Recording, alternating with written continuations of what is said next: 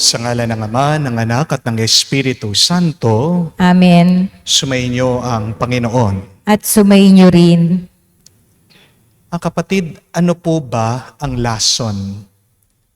Ang lason ng buhay ay kapag nagagalit ka sa isang tao. Sinisira mo ang iyong puso kapag hindi ka pa rin nakakapagpatawad.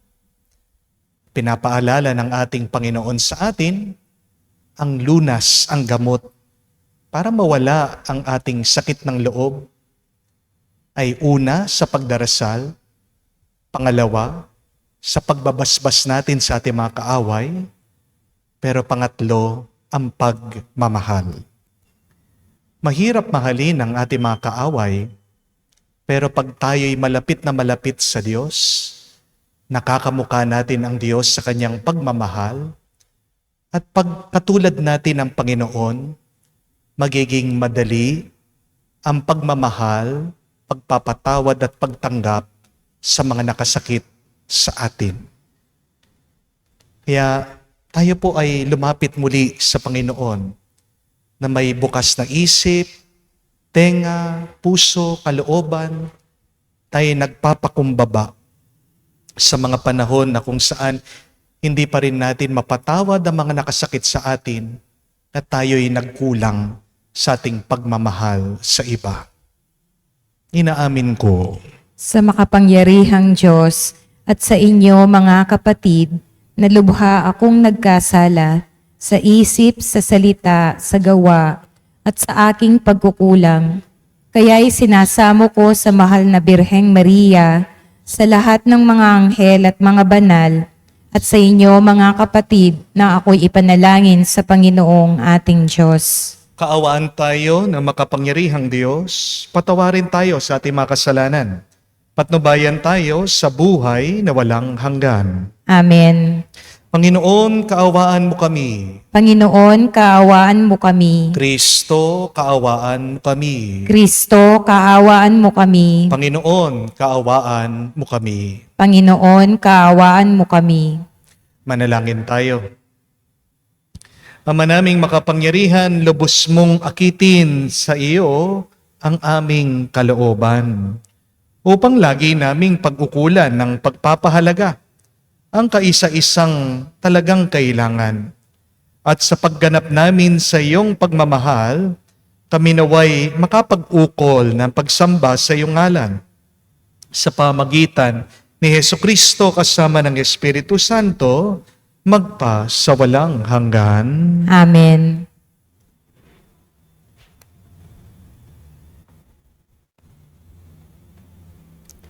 Pagbasa mula sa aklat ng Deuteronomo. Sinabi ni Moises sa mga tao, "Ngayon ay ibinigay nga sa inyo ng Panginoon ang mga tuntuning ito. Sundin ninyo ito ng buong puso't kaluluwa. Ipinahayag ninyo ngayon ng Panginoon ang inyong Diyos. Lalakad kayo ayon sa kanyang daan. Susundin ang kanyang mga tuntunin at didinggin ang kanyang tinig. Ipinahayag naman niya sa inyo na kayo ay kanyang bayan, tulad ng kanyang pangako, at dapat ninyong sundin ang kanyang mga tuntunin. Palalakihin niya kayo't higit sa ibang bansa upang maging kapurihan niya, karangalan at kadakilaan. At tulad ng sabi niya, kayo ay isang bansa na nakatalaga sa Kanya. Ang salita ng Diyos. Salamat sa Diyos. Mapalad ang sumusunod sa utos ng poong Diyos. Mapalad ang sumusunod sa utos ng poong Diyos. Mapalad ang mga taong malinis ang pamumuhay. Ayon sa utos ng poon ang gawain araw-araw. Mapalad ang sumusunod sa kanyang kautusan. Buong puso ang pagsunod sa utos na ibinigay. Mapalad ang sumusunod sa utos ng poong Diyos. Ibinigay mo sa amin ang iyong mga utos upang aming talimahin at sundin ng buong lugod. Gayon ako umaasang magiging tapat. Susundin ng iyong mga utos, susundin ng buong ingat. Mapalad ang sumusunod sa utos ng poong Diyos. Ang matuwid mong tuntunin habang aking tinatarok. Buong pusong pupurihin kitang lubos. Ang lahat ng iyong utos ay sisikapin kong sundin. Huwag mo akong iiwanan, huwag mo akong lilisanin. Mapalad ang sumusunod sa utos ng poong Diyos.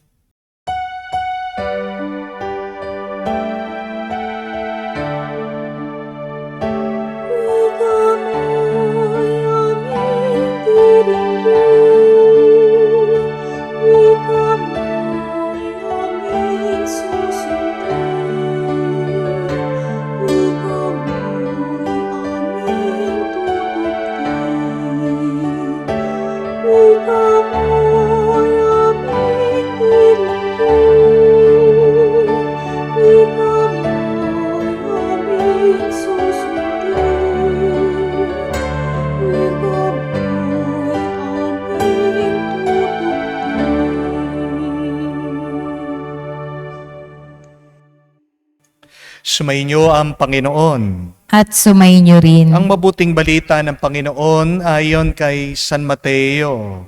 Papuri sa iyo, Panginoon. Nung panong yun, sinabi ni Jesus sa kanya mga alagad, narinig na ninyong sinabi, ibigin mo ang iyong kaibigan at kapuotan mo ang iyong kaaway. Ngunit ito naman ang sabi ko, ibigin ninyo ang inyong mga kaaway at idalangin ninyo ang mga umuusig sa inyo, upang kayo'y maging tunay na anak ng iyong amang nasa langit. Sapagkat pinapasikat niya ang araw sa mga masasama at mabubuti, at pinapapatak niya ang ulan sa mga banal at sa mga makasalanan. Kung ang mga umiibig sa inyo, ang siya lamang inyong iibigin, ano pang gantimpala ang inyong hihintayin? Hindi ba't ginagawa rin naman ito ng mga publikano? At kung ang binabati lamang ninyo ang inyong mga kapatid, ano ang nagawa ninyong higit kaysa sa iba? Ginagawa rin yan ng mga hentil. Kaya dapat kayong maging ganap gaya ng inyong amang nasa langit. Mga kapatid, ang mabuting balita ng ating Panginoon. Pinupuri ka namin, Panginoong Heso Kristo. Magandang araw po muli sa inyong lahat. Meron pong isang napakagandang kwento tungkol po sa isang babae na bagong kasal. Dahil wala pa po silang bahay ng kanyang mister, itong babaeng ito ay nakitira sa kanyang biyanan. Pero problema niya ang kanyang biyanan na babae. Kasi napakamaldita daw nitong biyanan niya. Pinagdadabugan siya araw-araw. Lahat pinakikialaman sa ginagawa niya, pati pagluluto niya. Ang sakit daw magsalita nitong biyanan niya tungkol sa kanya. Naririnig niya na pag lumalabas na yung biyanan niyang babae, kasama yung mga kapitbahay, siya daw ang chinitsismis, ang sinisiraan. Kinukumpara pa nga daw siya doon sa mga naging girlfriend ng asawa niya. Kaya ito pong babae na bagong kasal, hindi niya matiis. Sobra na, napuno na siya. Kaya ang ginawa niya, pumunta daw siya sa simbahan, kinausap ang pare, umiiyak, humihingi po ng advice, ng payo. Sabi po nitong pare pagkatapos siyang marinig yung babae, ang gawin mo ito, kumuha ka ng aso, alagaan mo, at pagkatapos ng 1 linggo, balikan mo ako. So, masunurin naman po yung babae. Ginawa niya yung habilin ng pare. Kumuha siya ng aso, inalagaan niya, pinapakain niya, pinapaliguan niya. At pagkatapos po ng 1 linggo, bumalik yung babae sa pare. Yung pare, sinabihan ulit itong babae na bagong kasal. Sabi niya, ngayon, gusto ko kumuha ka ng pusa. Alagaan mo din yung pusa. Pagkatapos ng 1 linggo, bumalik ka dito. Masunurin naman po itong babae, kumuha din po siya ng pusa. Habang inaalagaan po niya yung aso, inaalagaan niya yung pusa, pinapakain niya, hinihilamusan niya. At pagkatapos po ng 1 linggo, bumalik na naman siya sa simbahan, kinausap niya ang pare. Sabi po ng pare sa kanya, ngayon, kumuha ka, bumili ka ng ibon. Alagaan mo at bumalik ka dito pagkatapos ng 1 linggo. Hindi po maintindihan nitong babae, bakit palaging nagpapakuha ng hayop itong pare, pero kung ito naman ay makakatulong sa kanyang problema, sumunod siya. Pumunta po siya sa pet shop, kumuha siya ng ibon, inalagaan niya, habang inaalagaan niya yung aso, yung pusa, at pagkatapos ng 1 linggo, bumalik po siya sa pare. At dito po nagtanong yung pare, kumusta na yung mga alaga mo? At nagkwento po ang babae. Sabi niya, Father, stress na stress po ako dito sa mga hayop na ito. Kasi po, yung aso, palaging hinahabol yung pusa po, linulundagan yung ibon, napakaingay po. Palagi po akong pagod na pagod kasi pinapaliguan ko po sila, pinapakain. Lahat po ginagawa ko para sa kanila. Napakagulo po nito mga hayop na ito. Hindi ko po sila maayos. Sawa na po ako, pagod na ako sa kanila. At dito po nagtanong yung pare, yung biyanan mo, kumusta na siya? Sumagot po itong babae, sabi niya, ewan ko po doon. Hindi ko nga alam kung anong ginagawa niya. Wala na ako pakialam sa kanya kasi dito pa lang sa 3 mga hayop na ito, busy po ako sa pag-aalaga sa kanila. Ngumingiti po at natatawa itong pare. At sabi niya, tingnan mo na, problem solved. Dati, nirereklamo mo yung biyanan mo, ngayon, hindi mo na siya maisip, hindi ka na nagagalit, hindi mo na siya problema. Bakit? Kasi hindi mo na siya pinapansin. My dear friends, why do we have a problem with people sometimes? Why do we have enemies in our life sometimes?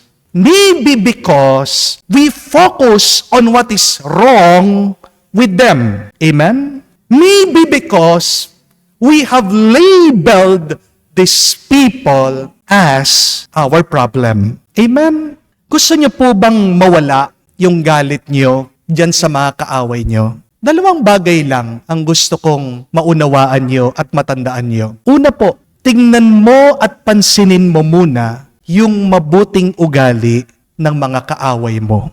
The Lord have asked us in the gospel to love our enemies. God did not ask us to like our enemies.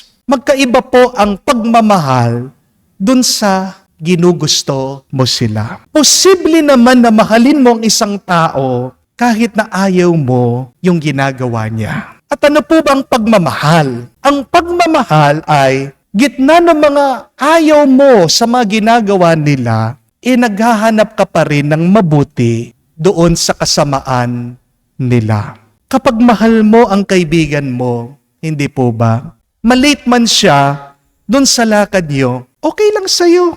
Bakit kapag hindi mo kaibigan ang isang tao, kapag na-late siya ng kakaunti lang, naiinis ka na agad kasi hindi mo minamahal yung taong iyon. Di po ba? To love means to find something good in the other. Kapatid, tandaan niyo po, pagkasama-sama man ng tao, may mabuti pa rin ginagawa yan. Walang tao na sobrang sama. Kaya nasasabi mo lang na sobrang sama siya dahil sa iyong paghuhusga. Pero tingnan nyo, ang Diyos, nakita niya ang lahat. Hindi siya agad-agad naghuhusga. Maniwala ka, sa puso ng taong makasalanan, may pagnanais pa rin siya na magmahal, na magpakabuti, na magpakabanal. Ang hamon po sa atin, mga kapatid, hanapin mo naman, pansinin mo naman ang mabuting gawain at yang mabuting pagnanais ng iyong kaaway. Mangaliwa man ang iyong asawa, nagpasuri na sa'yo Inuuwian ka na nga.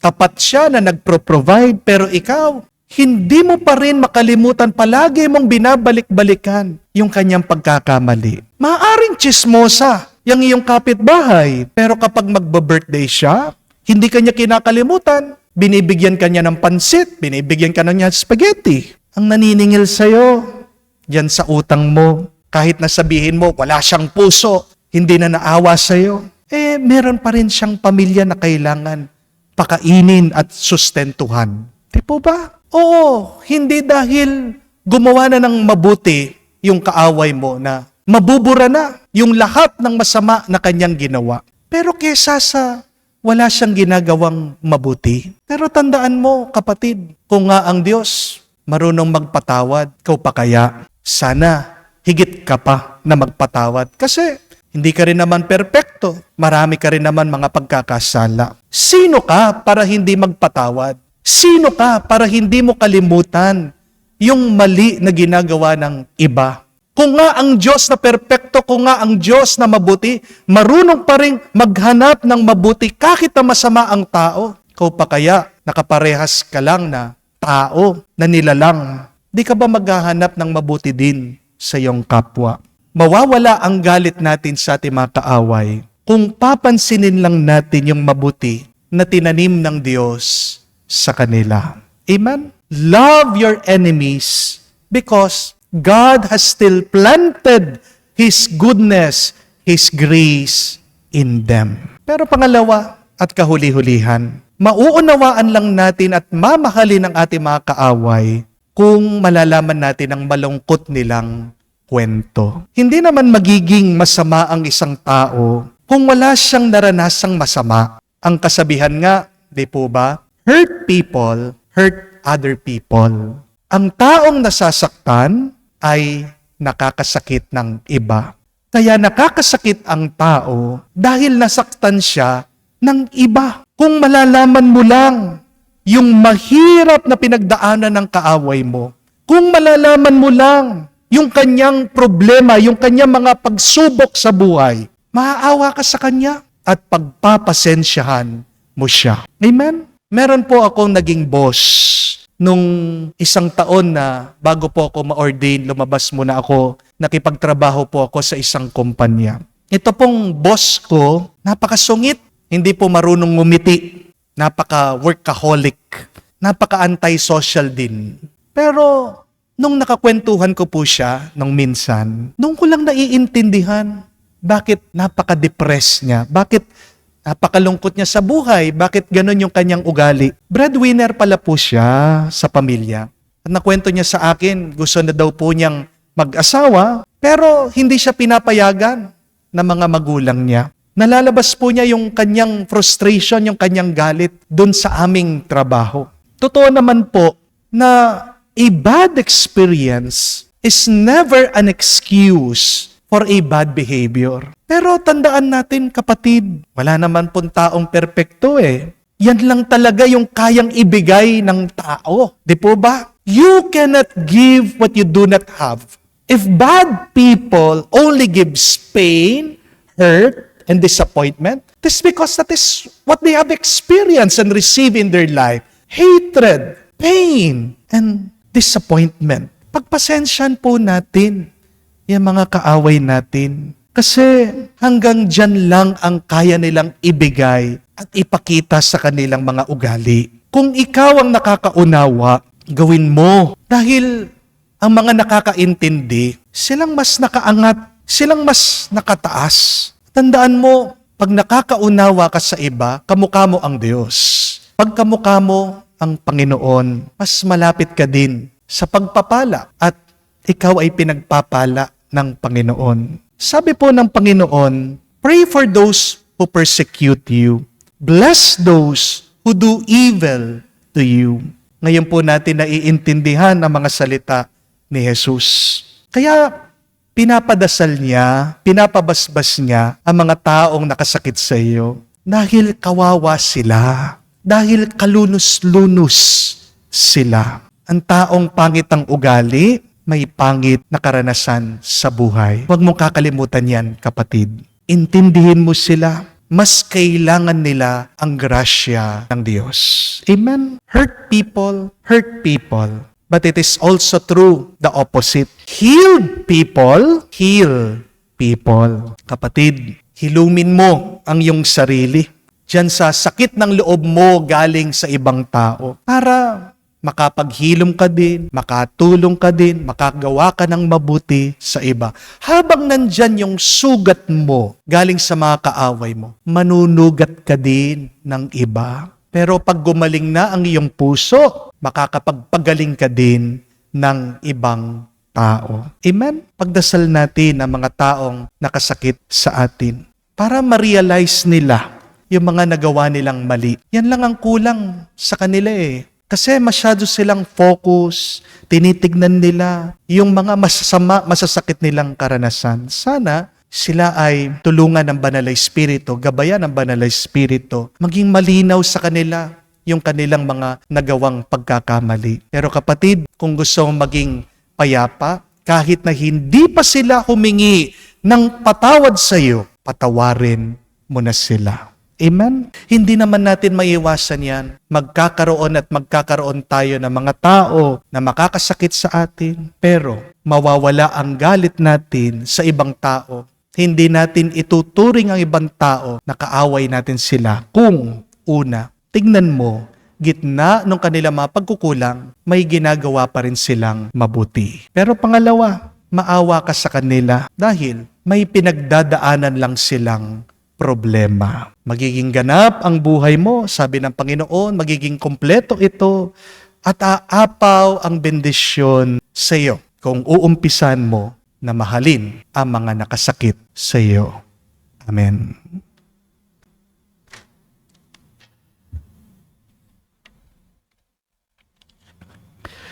Taglay ang pagtitiwala, lumapit tayo sa mapagpatawad na Ama, na ang habag sa atin ay walang hanggan at walang katapusan.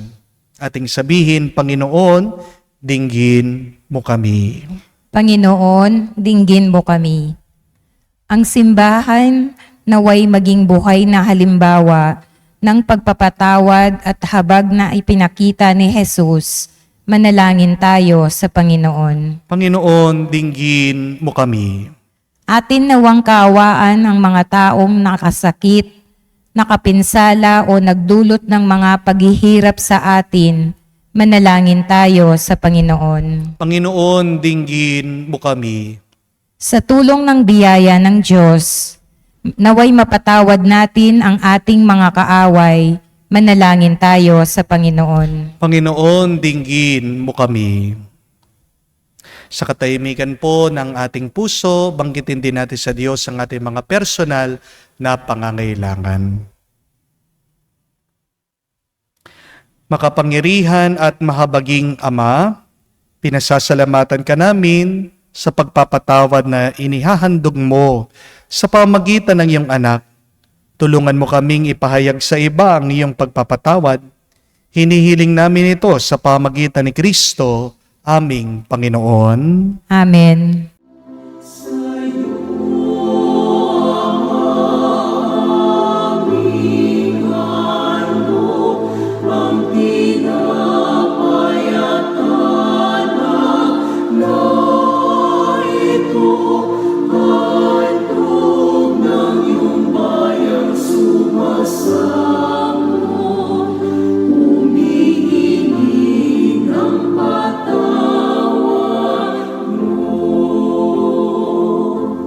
Sa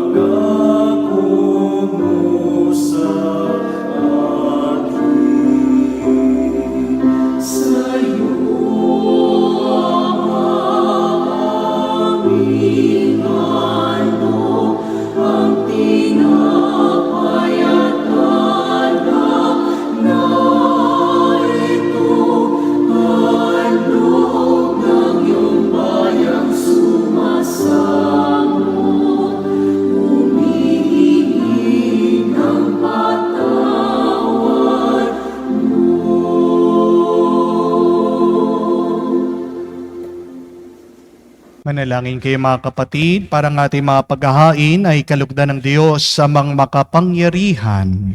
Tanggapin nawa ng Panginoon itong paghahain sa iyong mga kamay, sa kapurihan niya at karangalan, sa ating kapakinabangan at sa buong sambayanan niyang banal. Ama naming lumikha, ang pinagdiriwang naming banal na paghahain ay maganap nawa sa ipagpapatawad ng mga kasalanan. At maging dapat na kami maging katambal sa pag-aalay ng iyong anak na aming tagapamagitan, kasama ng Espiritu Santo, magpa sa walang hanggan. Amen. Sumainyo ang Panginoon. At sumainyo rin. Itaas sa Diyos sa inyong mga puso at diwa. Itinaas na namin sa Panginoon. Pasalamatan natin ang Panginoong ating Diyos. Marapat na siya ay pasalamatan. Ama naming makapangyarihan, tunay nga marapat ikaw ang aming pasalamatan sa pamagitan ni Jesucristo na aming Panginoon. Binibigyan mo kami ng bagong pagkakataon upang ganapin ang paghahanda ngayon para sa pagdiriwang na muling pagkabuhay kaisa ng iyong anak na minamahal. Aming inilalaan ang panahon, talino at yaman para ganapin ang iyong kalooban na ang kapwa-tao ay lubos na damayan. Sa pagdiriwang namin sa aming pagsilang bilang mga kaanib ng iyong sambayanan, kami iyong pinagkakamit ng katayuang ganap sa pagtatangkilik. Kaya kaisa na mga anghel nagsisiawit ng papuri sa iyo. Nang walang humpay sa kalangitan, kami nagbubunyi sa iyong kadakilaan. Santo, Santo, Santo, Panginoon Diyos, napupuno ang langit at lupa ng kadakilaan mo. Hosana, Hosana, Hosana sa kaitaasan. Hosana, Hosana, Hosana sa kaitaasan. Pinapala ang naparirito sa ngalan ng Panginoon. Hosana, Hosana, Hosana sa kaitaasan. Hosana, Hosana, Hosana sa kaitaasan. Ama naming banal, ikaw ang bukalan tanang kabanalan. Kaya't sa pamagitan ng iyong Espiritu, gawin mong banal ang mga kaloob na ito, upang para sa amin maging katawan at dugo ng aming Panginoong Hesukristo. Bago niya pinagtiis ang kusang loob na maging handog, hinawakan niyang tinapay, pinasalamatan kanya. Pinaghati-hati niya iyon, inabot sa kanya mga alagad at sinabi, "Tanggapin ninyong lahat ito at kanin. Ito ang aking katawan, na ihahandog para sa inyo."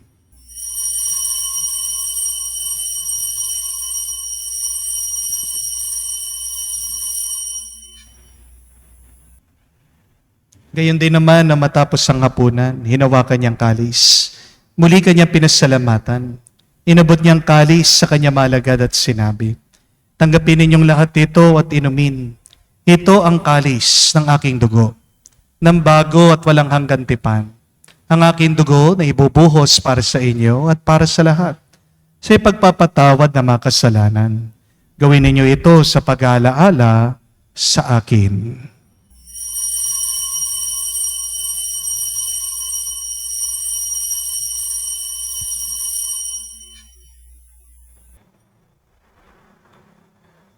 Ang misteryo ng pananampalataya.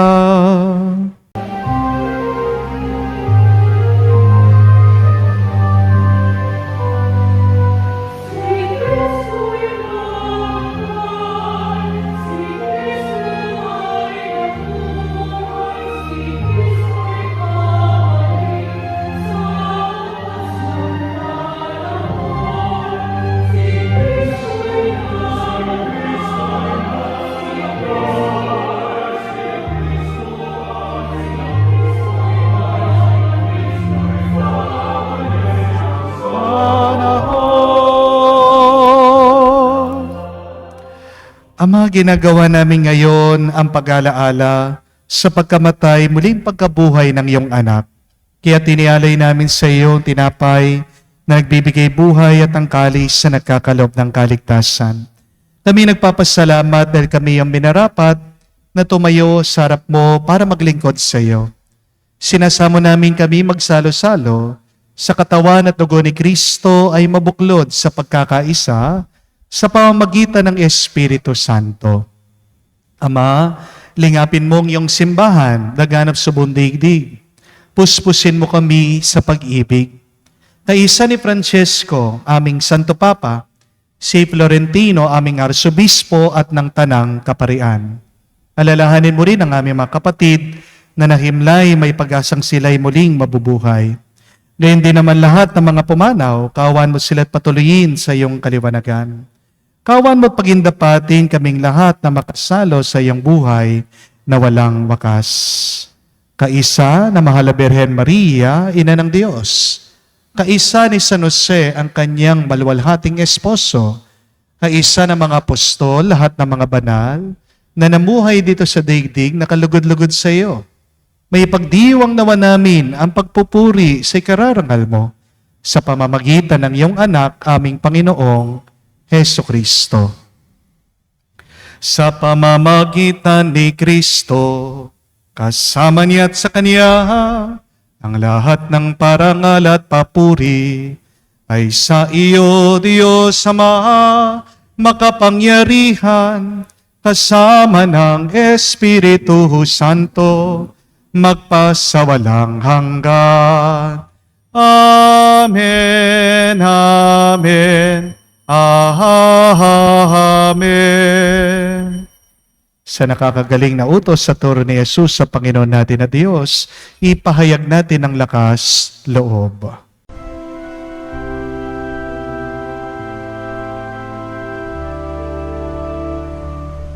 Ama namin, sumasalangit ka, sambahin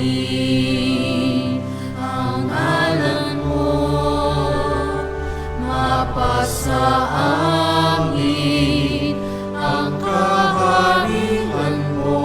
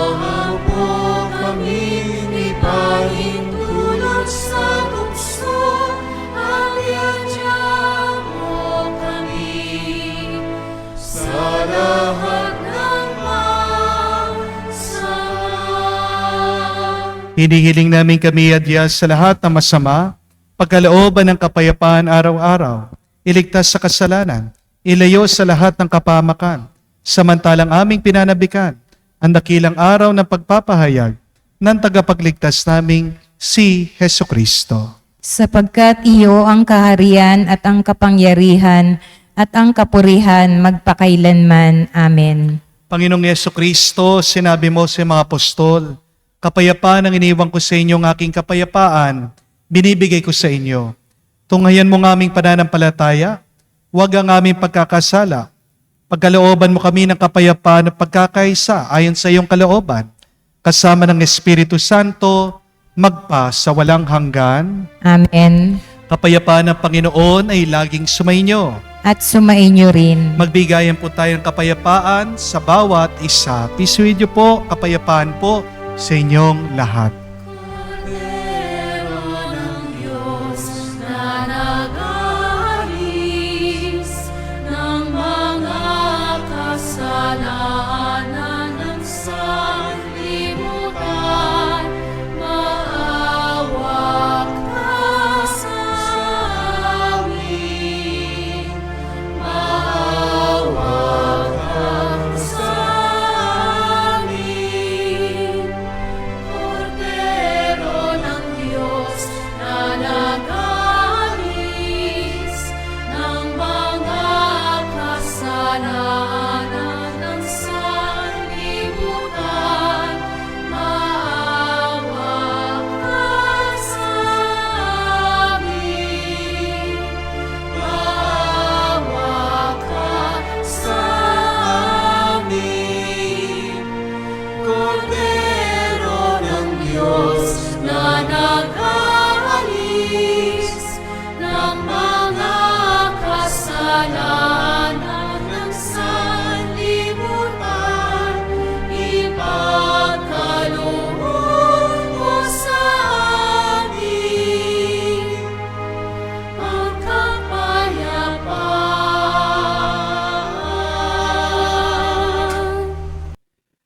Mga kapatid, naririto ang ating Panginoong Yeso Kristo, ang Kordero ng Diyos, siya nag-aalis sa mga kasalanan ng sanlibutan.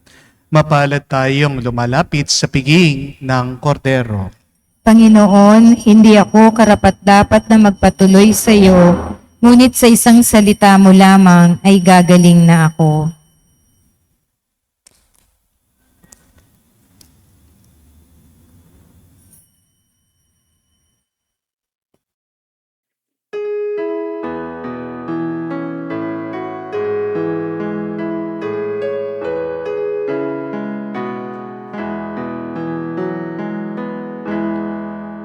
Tinanggap ko ang buhay na Diyos, puso ko ay nakalahad.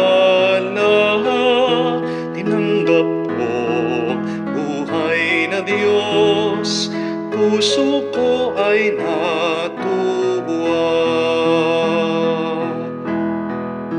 Tinapay siya ng buhay, hinati at binigay para mangbigay buhay. Huwag mangamba kailanman. Tinanggap ko buhay na Diyos, puso ko ay nagalak. Tinanggap ko buhay na Diyos, puso ko ay natuwa. Manalangin tayo. Ama namin mapagmahal, sa iyong kagandahang loob ay lagi mong subaybayan ang iyong pinapakinabangan sa piging mong banal, upang ang iyong pinuspos ng lakas mong bigay ay makasalo lagi sa ligaya ng mga hirang, sa pamagitan ni Jesucristo kasama ng Espiritu Santo, magpa sa walang hanggan. Amen. Bakit ba tayo'y nagkakaroon ng kaaway minsan? Ito ay dahil tinuring natin silang kaaway. Pero kung mauunawaan mo ang mga taong yan na sila ay may malalim lang na problema, sila ay nasasaktan, may pinagdadaanan, hindi mo na sila makikita bilang mga kaaway. Sila lang talaga ay mga taong marupok. Sila lang talaga ay mga taong may problema dahil sila'y nakatanggap ng problema, kaya naman problema lang ang kaya nilang ibigay. Mahalin mo sila, ibig sabihin, hanapan mo pa rin sila ng mabuti. Ano pa yung mga mabubuti at magagandang nagagawa nila? Pero para po sa ating assignment, sundin po natin ang utos ng ating Panginoon. Dahil nga, kung narinig nyo ang ating salmong responsoryo, napakaganda mga sumusunod sa utos ng Diyos ay pinagpapala. So, what is the challenge of Jesus for us today? To bless our enemies. Paano mo sila pagpapalain? Pagdasal mo sila, sabihin mo, "Come, Holy Spirit, bless my enemies." So, hilingin mo sa Banal na Espiritu. Puspusin ang isip, ang puso, ang kalooban nila.